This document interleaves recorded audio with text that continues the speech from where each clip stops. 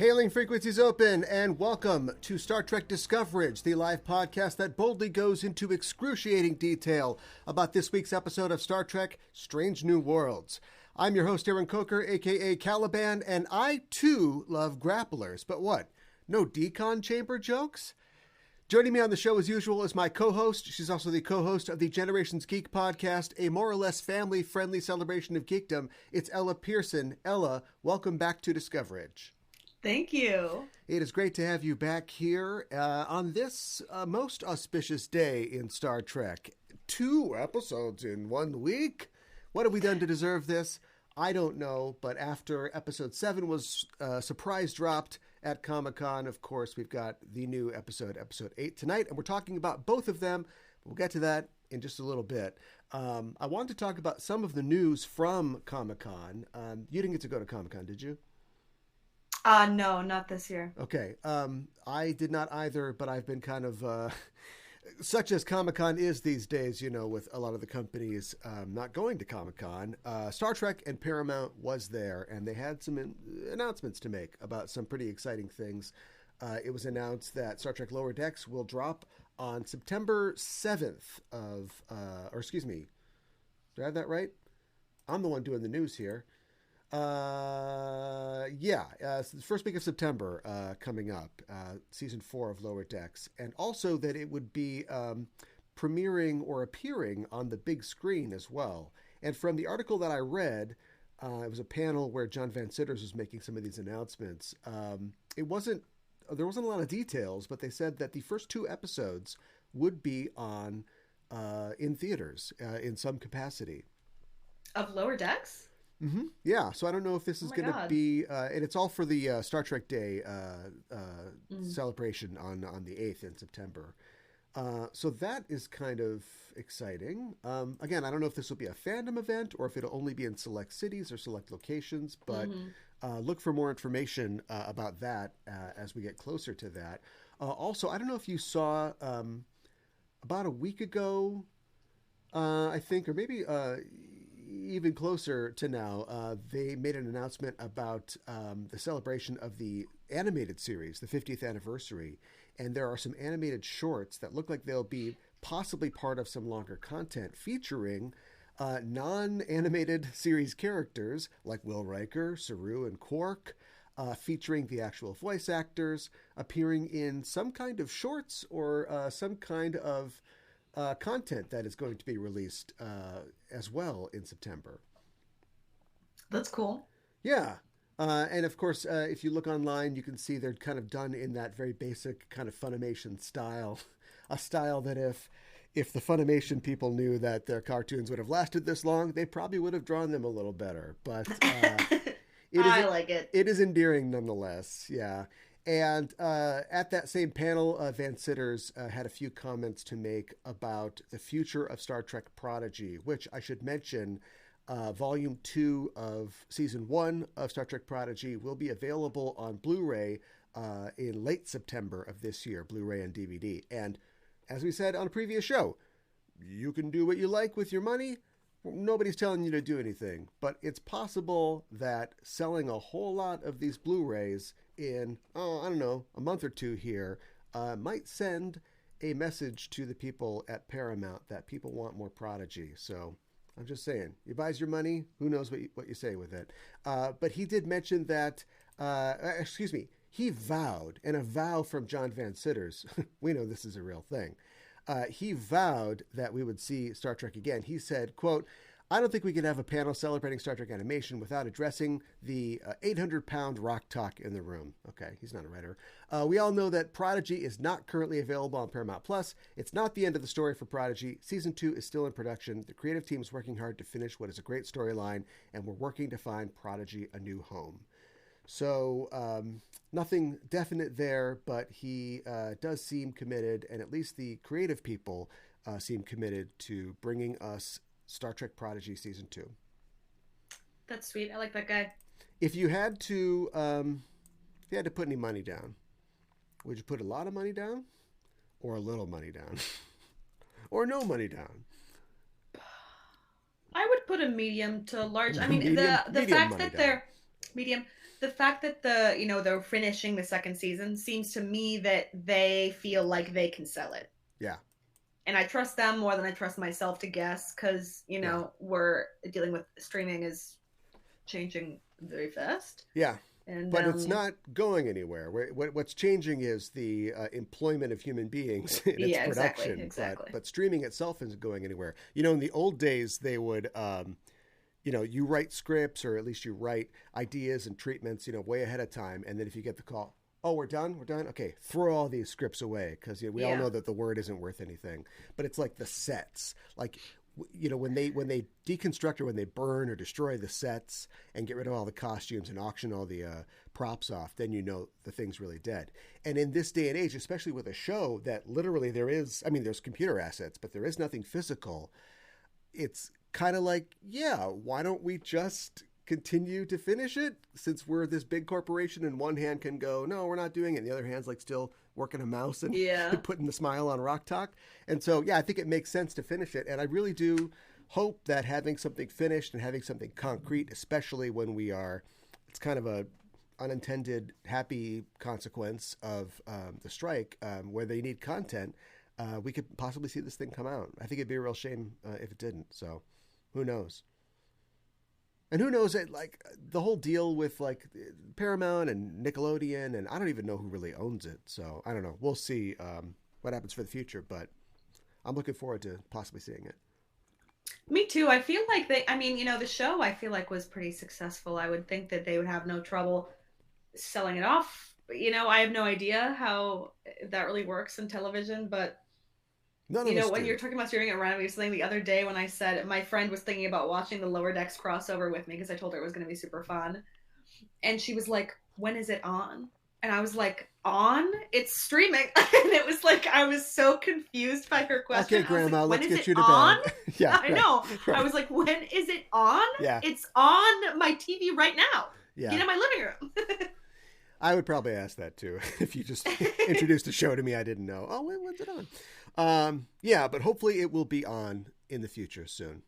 Let's get right into it, because we have a lot to talk about. We're here to talk about the 7th and 8th episodes of the second season of Star Trek Strange New Worlds, episodes entitled Those Old Scientists and Under the Cloak of War. We're going to talk all about them, but first, as always, a warning: we are setting a course for the spoiler zone, listeners, so if you haven't seen the episodes, spoilers are incoming.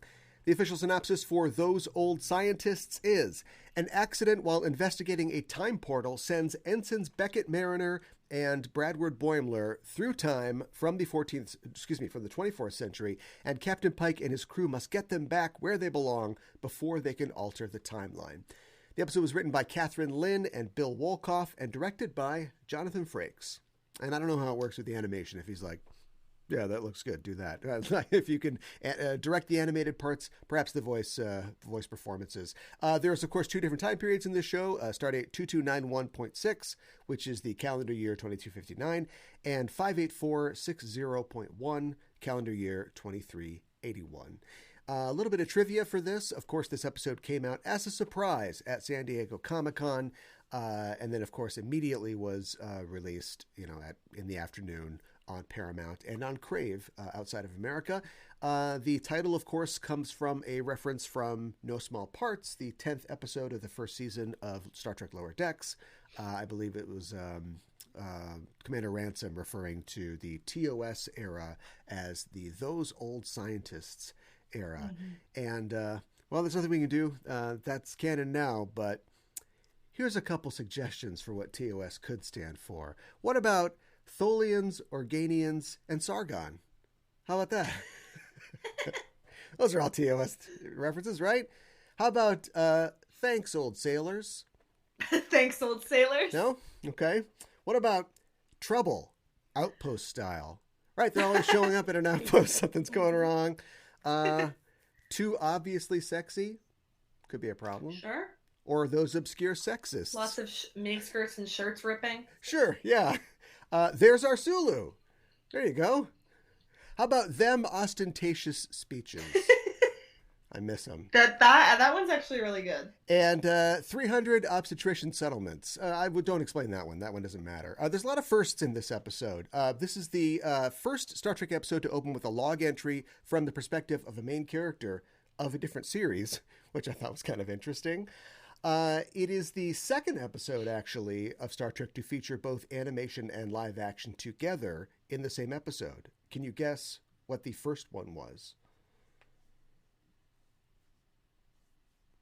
Live action and animation in one episode? Animation and live action together in one episode, not including any animation effects or something that they did for a spaceship or a nebula or something like that. A cartoon. I have no idea. It's kind of obscure, but it's fairly recent. It was the Star Trek short trek, The Trouble with Edward.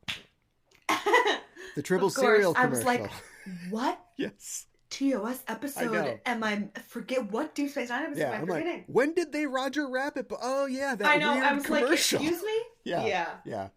It's the first time that a voice actor whose characters originated in animated form portrayed their characters in live action. So yeah, until we get I don't know. I'm trying to who could we get? Giant Spock maybe from the original series animated episode could come back, and of course the four main voice actors of the four main characters of Lower Decks all appear in this episode. Let's get right into it. What did you think about those old scientists? I loved it. Yeah, I think we knew we could have forecasted that I was going to love the episode. I thought it was really good. I think Strange New Worlds does these like goofy TOS style episodes where they're not taking themselves too seriously very well. There were parts that I felt like maybe something about the editing, or maybe it was just that they're like in the room with people that aren't used to being in the room with something, felt a little bit like there was a little bit of a jilt or something. Yeah. But overall, I thought it was amazing. I'm so happy that it was so much fun. And I saw Oppenheimer, and Jack Quaid is in Oppenheimer. Yeah. And I kept making jokes because anybody who's seen Oppenheimer, minor spoiler, he's one of the scientists who works on the bomb. But he plays Richard Feynman. Yeah. They gave him these bongos, He's playing the and bongos. they keep cutting to Jack Quaid with the bongos, and I was like, who was like, yeah, give this Nepo baby Star Trek kid the bongos. I bet if play the bongos.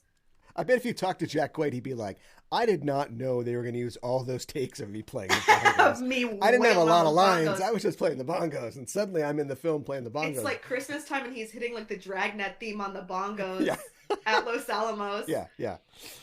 So it was lovely to see him in a role where he has more face time and screen time. In Star Trek. Very fun. I wonder what they. I saw, just for the record, I saw Barbie. Oh, okay. I didn't just see Oppenheimer. I've seen Oppenheimer. I have not seen Barbie yet, but I'm going to see that probably this weekend.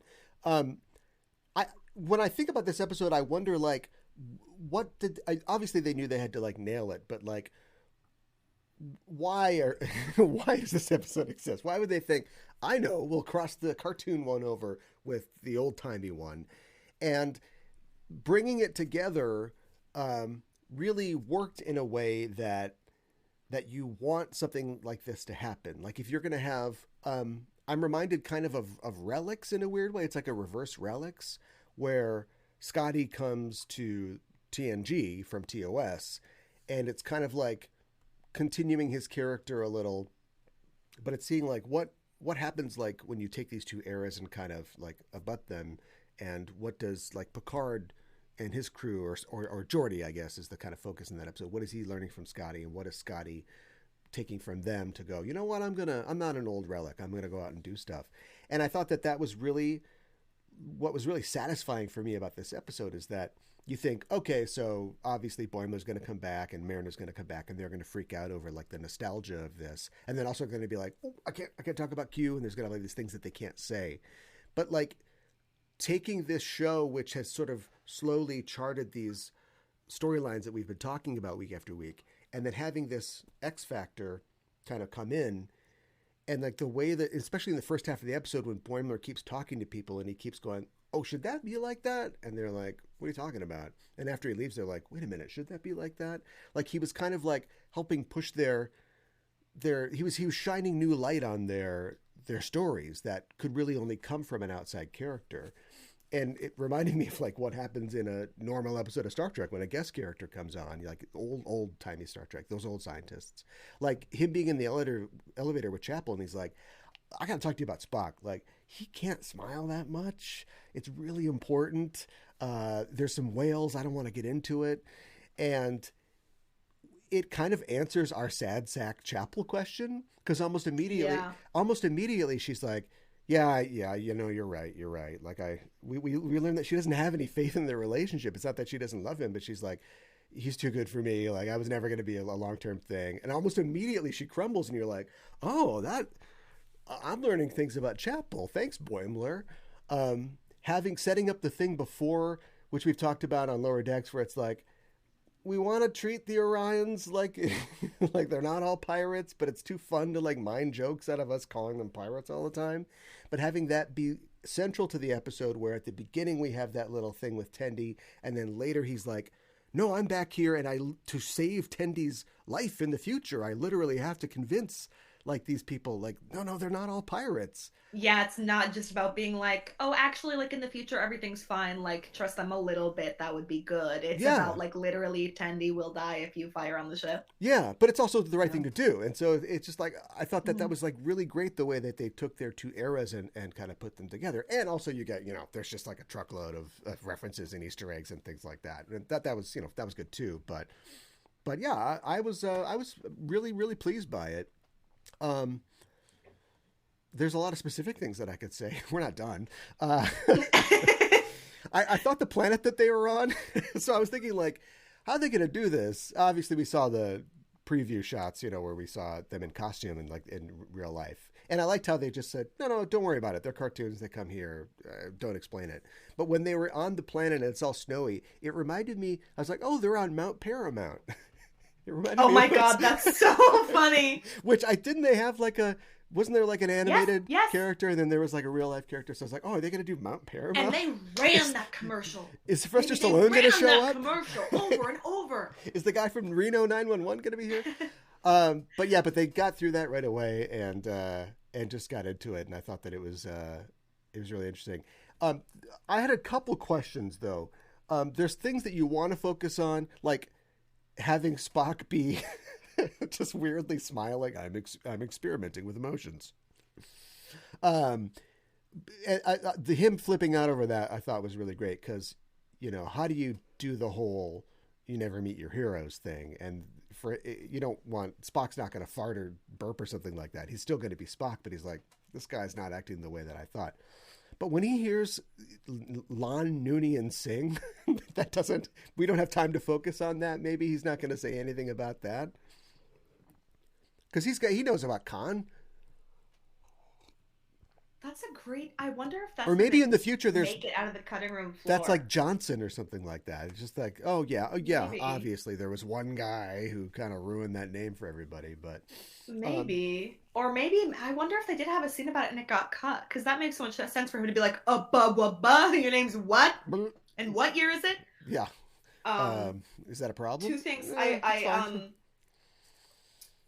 What How do you you feel about more Moby about Dick? them, the about the outside characters like pushing the characters like that we know into revealing like more about themselves. I was thinking like while I was watching it, I was like, it's so when you're watching the cartoon and you're watching Mariner or like anyone but Mariner be like super unprofessional, it sort of like makes sense.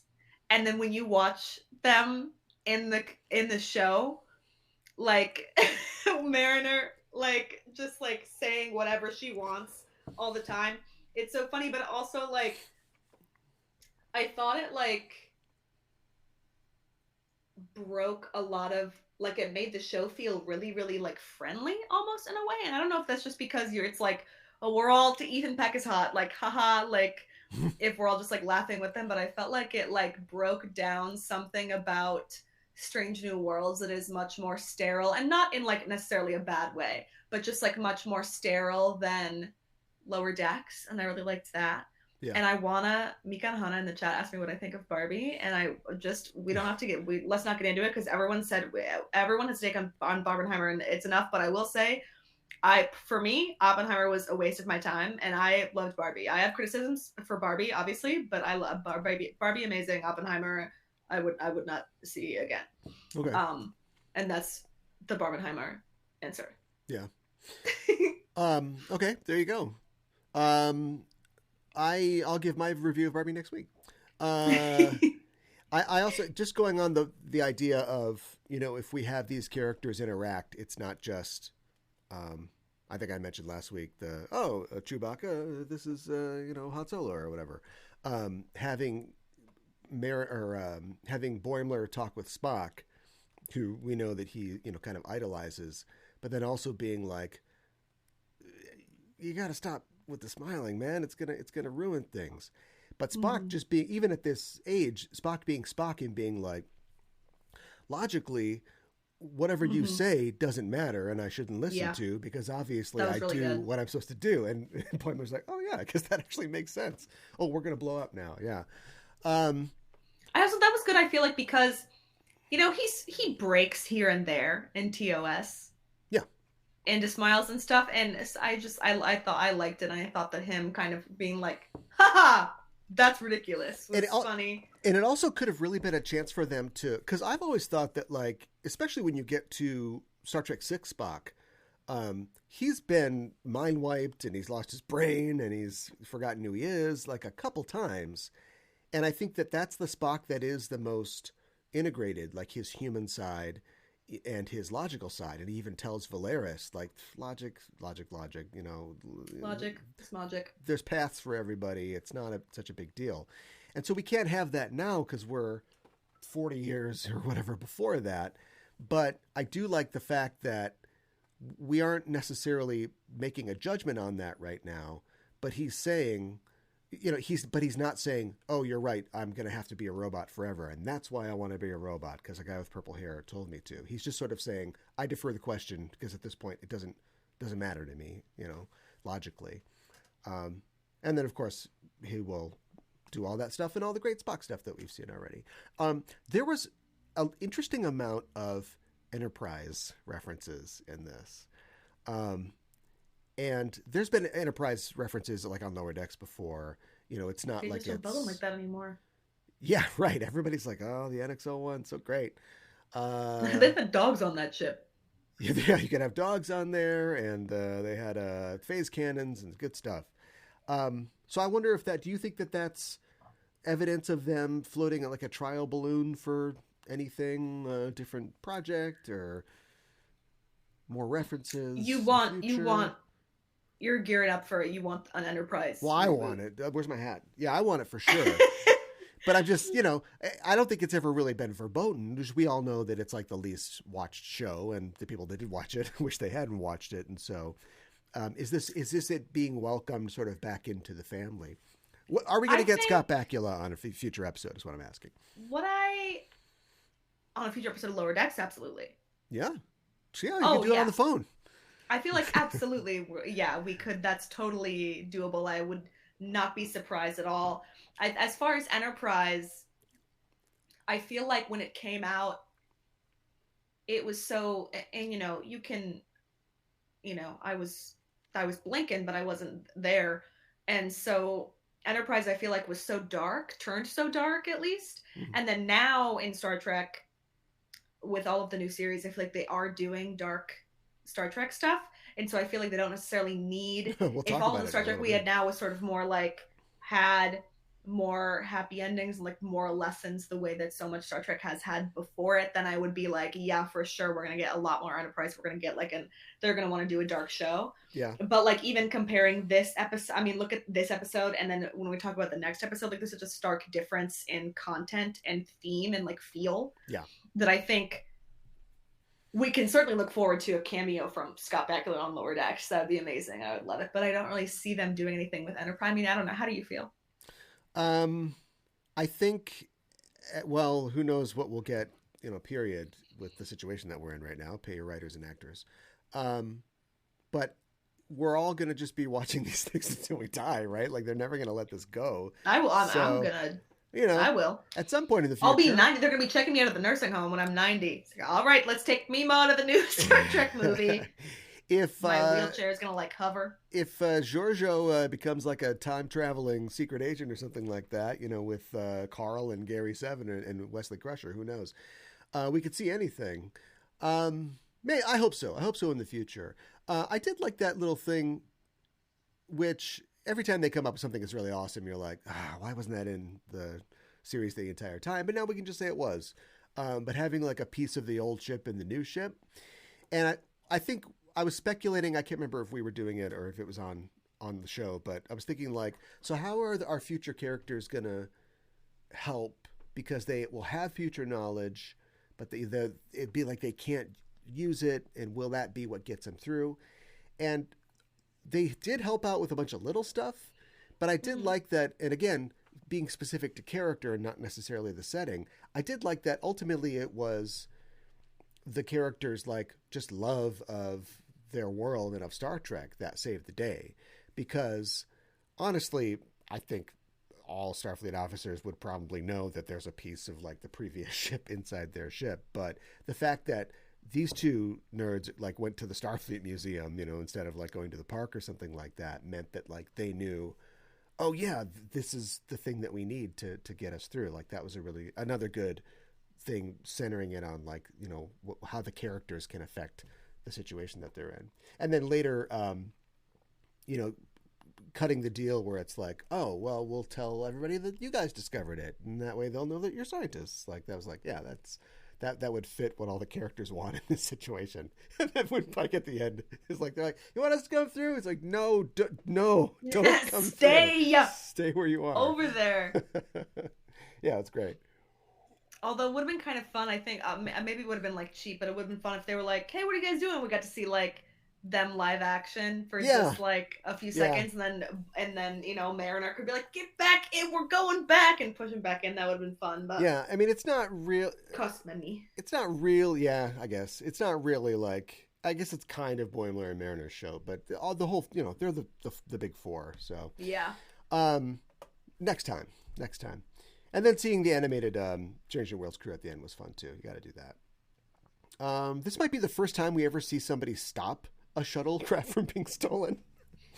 It's usually just, and no wonder they thought they could just steal a shuttlecraft like everybody always does it. But of course, Lon is like the best employee of the month. It's like, hey, get out of here.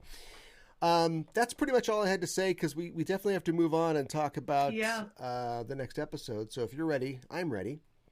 Yeah, I mean, obviously this episode was amazing. Yeah. It was my dream come true, but they gave us 2 episodes in 1 week, so let's cut ourselves off. We gotta go. We gotta go to the next one. And the next one... we gotta get down to business. The official synopsis for Under the Cloak of War is Captain Pike and his crew welcome a Klingon defector aboard the USS Enterprise, but his presence triggers the revelation of some shocking secrets. This was written by Davey Perez and directed by Jeff W. Bird. And there are 2 time periods in this episode as well. Flashbacks, which are set from 1875.4 to 1877.5 in the calendar year 2259. And of course, that's the present date. And then the past dates are in 2256 to 2257. No star date provided. There are 2 big guest stars in this episode. Robert Wisdom as Doc Ra. And he's a character actor that's been on a lot of stuff. I think he's usually remembered as Bunny from The Wire. And Clint Howard appears as Buck Martinez. This is Clint Howard's 5th appearance in the franchise since his appearance in the first production episode of Those Old Scientists, The Corbomite Maneuver, 56 years ago. So, I mean, we can just take a second and just go, wow, this guy's been doing Star Trek for almost 6. People talk about Jeffrey Combs. Clint Howard's been in this thing since the beginning, so that's pretty incredible. That's about it. Let's do it. What'd you think about Under the Cloak of War? I liked it. I had a little bit of a rocky start for me personally, and I'll tell you why. Okay. As a general rule, I don't know what date it is. And I thought that it was going to be the musical episode today. Oh, yeah, I kind of thought that too, yeah. And so I hit bing, and I was like, this is a really weird, like... What are they going to sing about? This is terrible. Yeah, I was like, really weird choice for a musical episode, and because I hadn't seen the trailer yet for the episode. And I was watching it, and I was like, okay, so is the song gonna start now? Like, I was Right. like watching everyone grapple with their PTSD, recent war, Yeah. veterans, and I was like, okay, so is Ortega's gonna start singing What in is the middle this? of dinner? Martin Gare? That's a musical joke. Uh, Like, Les Mis? It was this Les Mis? Uh, yeah. that might have worked, but I have a feeling that that's not what we're going to get next week when the musical episode No, I plays. think it'll be much sillier, which is good. But I did start it, and I was like, kind of, it made me like it's a little bit of a stressful episode. I was kind of feeling it because I really was ready for like, I had just had time to watch the Lower Decks episode today, and so I was like ready for more singing and dancing, and I was like, oh, what? I thought it was good. I thought I don't know how I feel about maybe it's just necessary to have a good balance of silly fun and really quite dark. I was going to say that I didn't know how I felt about them sort of diverging from. I feel like there's so much like lightness and so many, especially in season 2 of Strange New Worlds. There's so much like they're having a little bit more fun. Mm-hmm, mm-hmm. Um, and so I did. It was a little jarring, especially after those old scientists then to go straight into this and have the episode itself be so full of so much tension, Yeah, and I couldn't believe the ending. kind of So I had really was. you had dessert first, and then we went right on to the Brussels I sprouts. know. I was like, I kind of wish they had swapped these. Like, I really Yeah, don't yeah, feel. yeah. But It's like, next ooh. week is going to be a chocolate parfait, though. So I'm guessing. Well, exactly. Well, and I couldn't believe, and now, frankly, not that it not so not like I want to distinguish not liking a character and thinking they're a bad character and I don't want to see more of them. Different things. But now I'm like, well, now I don't really like Mbenga. You know what I mean? I'm like, Yeah, no, I don't trust that guy. yeah, yeah. I don't trust him for 1 second. Uh, yeah. We'll dig into his character and his choices Yeah. in a little bit. I wanted to point out, like, because I want to prove that I know a lot of Star Trek. I mean, I want to foster discussion. This episode reminds me a lot, obviously, visually, of the Siege of AR 558 from DS9, which is their big war episode. And it's got shades of Conscience of the King in it, in that a character is sort of confronted with this figure, this bloody figure from their past that they need to reconcile with. It also reminds me a lot of the TNG episodes, The Defector, the titular Defector, and The Wounded, which is the one where Chief O'Brien has to, get over his PTSD and his hatred of Cardassians. And also just kind of like, it just turns into kind of guess who's coming to dinner, like literally, like in the little Star Trek 6 shades in that kind of uncomfortable dinner. And then a friend of mine online was talking about, and I agree, it's a little MASH, a little 4077, maybe a Oh. 1701 MASH unit in this. We don't get to see these war scenes very often because Yeah. Starfleet's not supposed to go to war. And I think that I really liked this episode as another piece. You were talking about how it's tough to be like, hey, monorail one week, and Yeah. then the other week it's like, and that's, I really do feel the stress that they must feel in delivering something that's both consistent and yet gives peaks and valleys in terms of drama and comedy in the course of 10 episodes. Because in TNG, you just go science mystery, Picard's really thinking about something really tragic. Lexana Troy's here, yay! And then like rinse and repeat. And so what do you pack into 10 episodes? But I think that this was a good additional chapter in this kind of ongoing story that we have, in this world of these characters. Except I hated the ending, and we can talk about that in a little bit. And also, once again, I find myself disagreeing with what the episode seems to ultimately decide about their issue. In previous war episodes we've had in Star Trek, like AR 558, like Nor the Battle to the Strong and DS9, they're all DS9 episodes, the good war episodes, or the ones that show the effects of war, like The Wounded. You can call it namby-pamby, you can call it both sides in, but generally they come down on we're all victims of war. You know, things happened in war, but the war is over and we can't hold on to that. And I know that like Mbenga's choice at the end is not unarguably like a bad choice and the wrong choice, and I'm fine with him making like a bad decision. Every week I say, let these characters make mistakes, but it seems like the episode has his back in terms of like when he's like confronting Ra at the end, and he's basically saying like, I'm the one who killed everybody, so I have the moral authority, and you didn't kill those people that you said you killed, Yeah. but you took that, you were a coward, but you've turned that into something positive. But I'm right, and you deserve to be punished. And I was like, what? How does that even in your traumatized mind? I don't even see how that's supposed to play out. And it's he makes a really bold choice at the end, and I'm all for characters making terrible choices, but usually like on Star Trek they make these bad choices in service of trying to do what they think is the right thing. The example is I Cisco was sorry, Mika in the chat. I was confused too. confused about what happens at the end. I was well, yeah. Frankly, I was like, I can't wait to talk to Aaron about this because someone needs to explain this Oh, to me. well, let's talk about it. Sorry, I didn't mean to interrupt you, but I wanted to No. address that, like I, that. I agree. I was just going to make the point that like Cisco sets off some things that lead to people being murdered Yes. in the pale moonlight, and he decides I'm going to be the one that takes this, and I'm going to eat this sin because we need this. And Mbenga's just like die. So the problem that I had and the confusion I think that is like the staging is bad. It's staged poorly, and I don't It's know. very odd, and I is don't it know why they because staged it that way. do you think they were trying to instill in the audience some doubt as to what really Possibly, happened? possibly.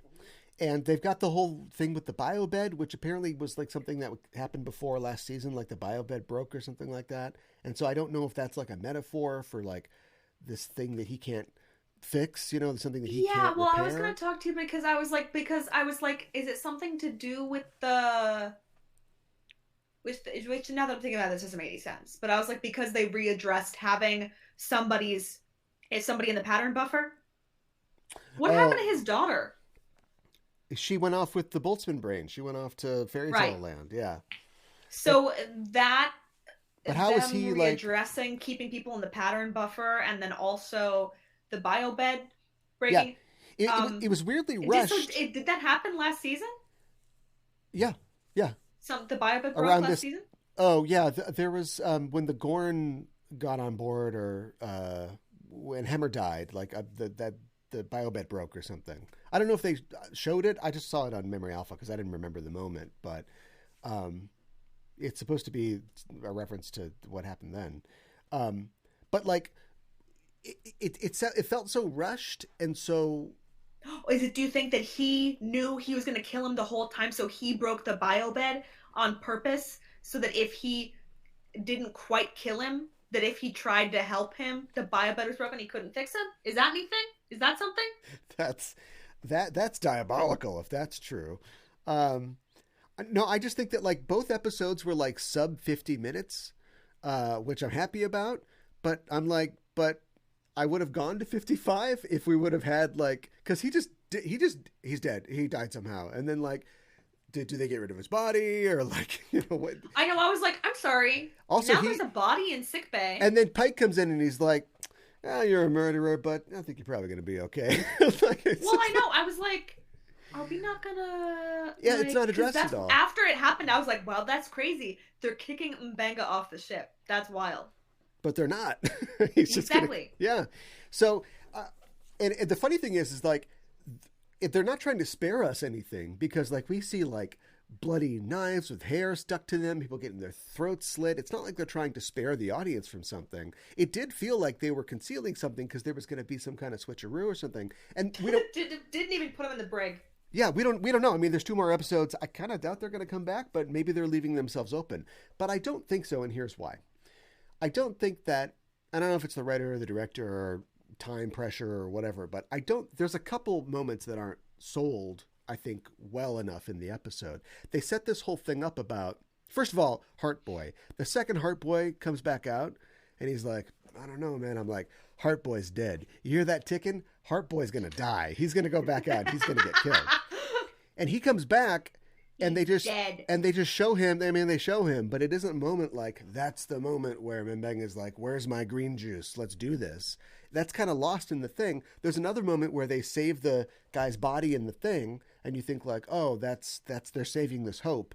And then later they just go. Also, where Mbanga got the idea to put his kid in the pattern buffer. Yeah. But like, then he just erases him. But it's not. He just does it.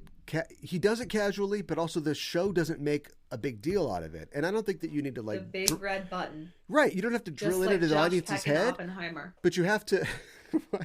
Yes. But you have to. Indicate to the audience that it's like, this is an important moment. Like, that's where he's kind of giving up on his hope of, we're seeing this happen by degrees. We lose Heart Boy. We lose this guy. This other thing happens. And the story doesn't, like, Jonathan Frakes would have made a meal out of those moments. And it's just like, yeah, things happen and then he kills everybody. And so I think that their staging of it was, and maybe there was something on set, there was a reason that they needed to sort of stage it in this sort of behind this window or whatever, or they had to give Chapel plausible deniability. They're saying Mbenga is maybe you're right. Maybe it's that they didn't want it to Chapel. seem like Chapel was lying for him, but I was like, Chapel's lying. Yeah, because she didn't see the whole thing. Right, she is lying. Yeah, and also like, there's like there's Google cams everywhere, right? They can just like rewind stuff and just play back. Maybe they think it's unethical in the future, though. I can see that, but when they need to have it, they'll have it. They recreated an entire Rashomon holodeck for Riker the time that he supposedly killed that guy. So yeah, do we chat? Did we talk about that enough, or do you have any more questions? Let us know. I'm just glad that everybody else was confused, because I was like, I'm not really clear what's happening, and I don't understand why the biobed's broken, and I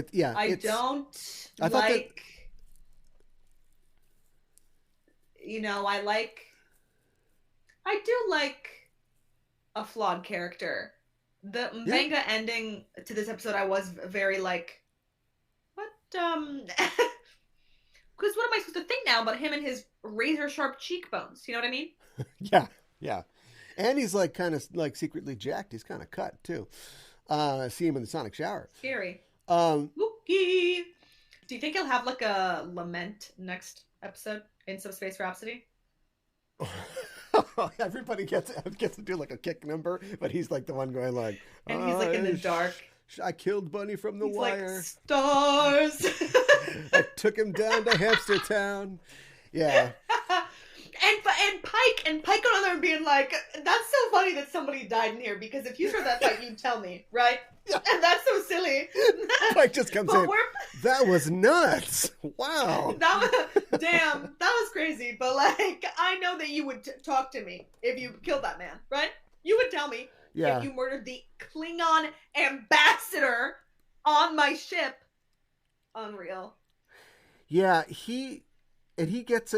maybe Pike gives people too much leverage, because there's a couple times in the episode, like that point at the dinner where Ortegas is like, yeah, I'm gonna Klingon mock you, and she leaves, and then Chapel leaves, and the guy keeps talking, and Mbenga's like, and Pike's like, do you Pike's go? Like, wow, this guy looks like he could really kill a man right now. Are you okay? He's got the look in his eye. Go check on the canapes. Follow Ortegas. Yeah. Who could have guessed that Starfleet ordering me to put war veterans who were on the same planet as Ambassador Raw and have a little dinner party would go wrong? I love the theme of war. They say Jagal changed a lot of us, and I love their resentment, not only over this guy who took lives on their side in the war, but also they're mad because it's like, why does he get to be positively changed and we are stuck with PTSD and suffering? Oh, I didn't even think about that angle. And it's like a resentment. Why is he happy, whether or not it's real or not. They Yeah. resent that Chapel saying he won't shut up about how much peace he's created or he's made whatever. so much effing peace. Spock was like, I can change that. Let me go bore everyone to save my girlfriend. Yeah. Um, yeah, so it's like the whole thing. Like I would, the whole. It was like a 90-yard kick return where the runner explodes at the 1 yard line. Like I did not understand, and I did not like the ending at all. But everything else I thought was really good. I thought a lot of the conversations were really good. I love the speech most of the speech that Mbenga gives to Heart Boy about how you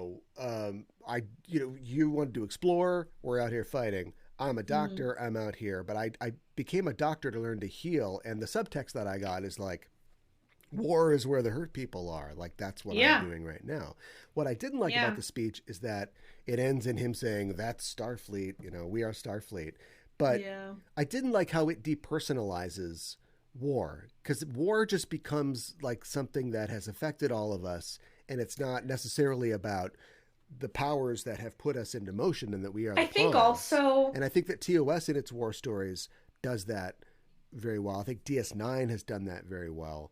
And this is just becomes more about, well, I got to kill this raw guy, and I'm the killer, you're the killer, and I don't know. I didn't think that was quite so interesting. Sorry, go ahead. no, I don't know if this is a feasible idea. You can tell me. I was going to say that I think maybe in America that our idea of war has kind of changed since the like Iraq war, because it went on for so long and it just became sort of like a constant. Yeah. That just that's what when you were talking, that's what that reminded me of. I was like, maybe it's just kind of a product of how our culture has changed since then. It's a product of, and no, I want to make sure that I acknowledge the men and women that serve and continue to serve today. But in TOS and even kind of still in TNG, a lot of those guys went to war, or their dads, went to war and told them all about it. And so they had a very personal relationship to it. And a lot of their interactions, those brief fleeting moments, those years of war, you are left with something to think about for the rest of your life. And so it was writing these characters who are like, I can't think clearly about the things that happened and the things that I did and that were done to me. I think that you see those in those stories. And I think it's good. I can say this as an American, I guess. I think it's good that there's less war, and I guess war doesn't touch us. It touches people around the world. But it's probably harder to write about that, or at least it's harder to write in a more personal way about it. But hey, look, I'd love for our war stories to suck for the rest of time, as long as there's no more war. In the chat, Mika and Hana says, like Chapel and the Doctor, even though they served together, they wouldn't have had the same experience. Yeah, that's true. And also, she says Kira in DS9 is written really well. Yeah, I think that's true. And Kira is somebody. We got a former terrorist to write Kira, and it's really personal. No, but I mean, like, I like the fact that that Kira is somebody who is trying to not be a warrior still. Her first response is to lash out, and what we need is like let me ask you a peace question. person now. Yeah. I was attending a panel at Shore Leave a couple weeks ago. First of all, congrats. Thank you. In which the air conditioning wasn't working, first of all. Yeah. In most of the hotel all weekend. Sad I missed that. This is really a good year to skip. I'll be real with you. I'll be honest to you, you won. And it was a D69 panel, and they were addressing, somebody said something about Kira, and somebody else said, she's such an interesting character because she is, she was a terrorist. And this created some tension in the audience, in which an audience member said, no, she wasn't. And somebody else in the audience said, she was. And the woman said, yes, no, or said, no, she was, like, again, like, and then the woman got up and I think left the panel. Huh. And I was like, first of all, extreme reaction to get up, not shout, but firmly state, and then get up and leave. Thoughts? I think that that word is charged, and it is charged with different polarities, decade by decade. Would she prefer freedom fighter? What would she prefer? Guerrilla fighter? Is it just that she was a terror, but she was on I mean, the right side? she calls herself a terrorist on Yeah, the show. it's like, is it that? Because I was sitting there and I was like, is that lady freaking out because? Are the Wolverines and Red Dawn terrorists? Or are they freedom Yeah, fighters? it's like she was like she was a terrorist just because she was on, what I think is the right side, what we all think is the right side, what was the right side in Star Trek, doesn't mean that she wasn't a terrorist. Like, I was like, whew. Yeah. And, to call somebody a terrorist, and I'm not like advocating for terrorists or terror as a concept, but to Let's start advocating for terror. But you heard it here. But using that word terrorist, it's used by another side to dehumanize another group, and to definitely take the focus away from what it is that they're fighting for or trying to say. And so, yeah, like big Kira fan, I guess, but doesn't understand the character of Kira at all. Too bad. What else? So, I don't know. I don't mean to like bag on the director, but I think that it could have been directed with a little more focus towards, what was happening in the script a little bit. Also, I didn't notice in Those Old Scientists, noticed in this one, the big scene where Ra is talking to Mbenga, and we don't know it yet, but Mbenga is getting him into his trap. He's like, "Oh, all your guys, who fought the hardest? Who was the hardest fighter?" Crazy shaky cam going all over the place. It's like, this is like an intense scene. Like these two. I know. I was watching. I was like, can we? I was a little bit like I was, and again, I was like, I am maybe I didn't have the best day, and then I watched Lower Decks, the thing, and I was like, yay! And then I was like, and something else something silly special for me that Paramount gave to me this week, and then I was like, oh. But I was I was just a bit tense. And then I felt like that tension, a tense episode is fine, that's good. I think a lot of the time I talk about Star Trek and I'm like, and I really love all the positive moments, and I love when they're silly, and that's great. Obviously, dark episodes are great as well. But by the end of the episode, I was kind of like, ooh, I feel weird and I'm confused. Yeah. There was also a couple really good character moments that I don't even know if they saw them as character moments. I feel like, oh boy, here he goes again, old Trek versus new Trek. I feel like on old Trek, you'd have like a conference room scene, and then people leave, but like two people stay behind, and part of it is to add a little twist to like, we've got to put the thing in the thing. And then everybody leaves, and Picard's like, we have to put the thing in the thing, but we can only put it in clockwise instead of counterclockwise. And then whatever character that is will reply in a way that reaffirms their character. Like Riker will be like, well, that shouldn't be tough. Or Geordi will be like, well, maybe we have to do this.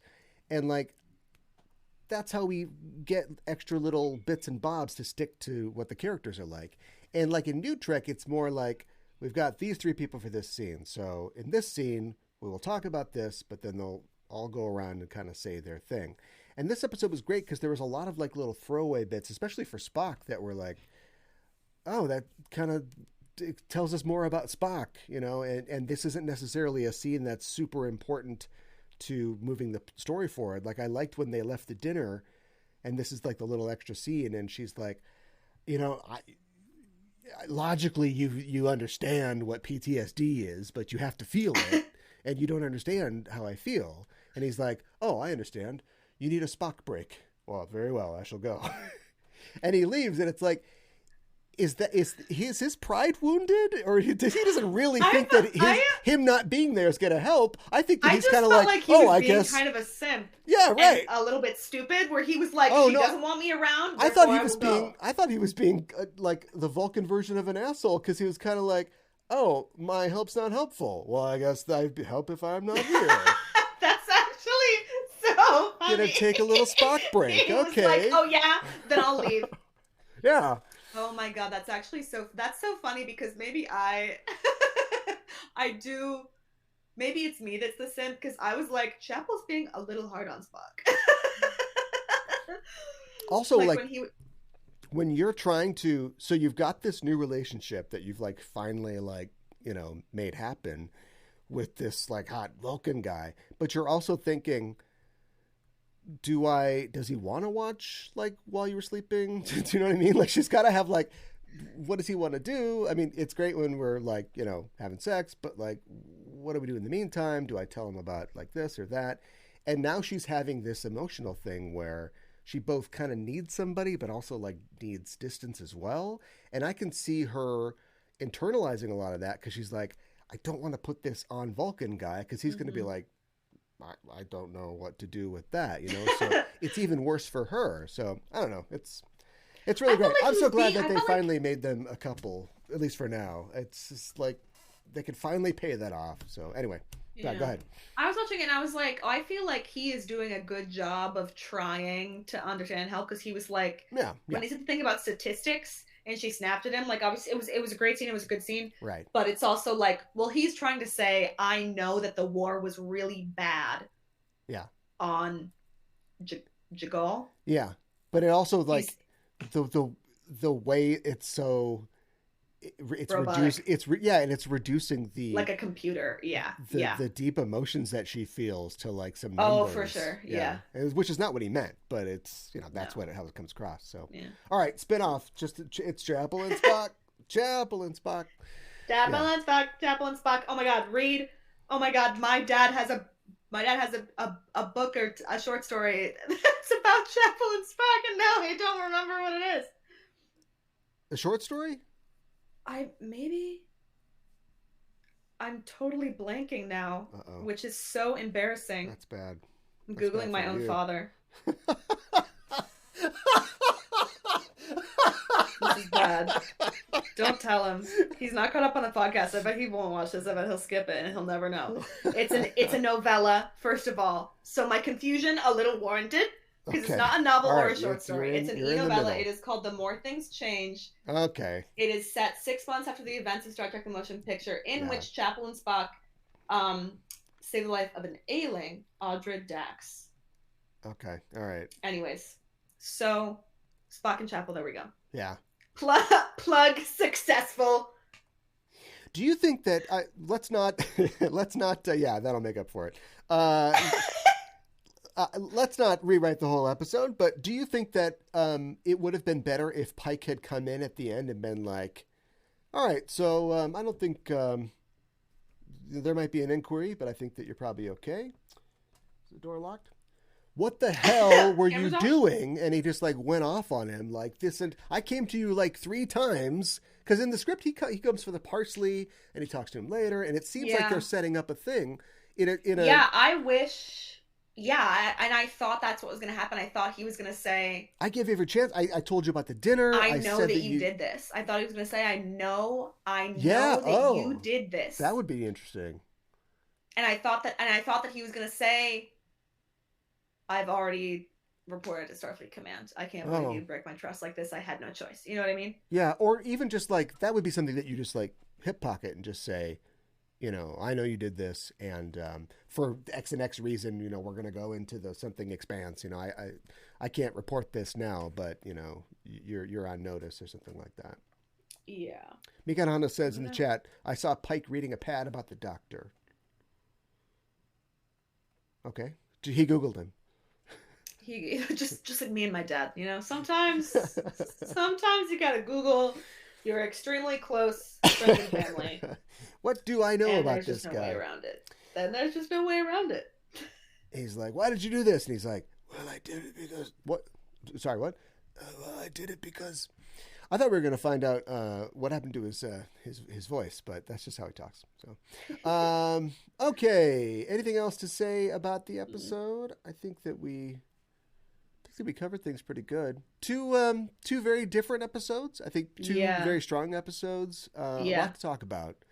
And so things look up, at least for Strange New Worlds, I think. I think that's it for our show this week. So thanks for joining us, listeners. And if you like what you hear, you can follow us on Facebook and Twitter at EISTPOD for updates and to get notified when our new episodes are released.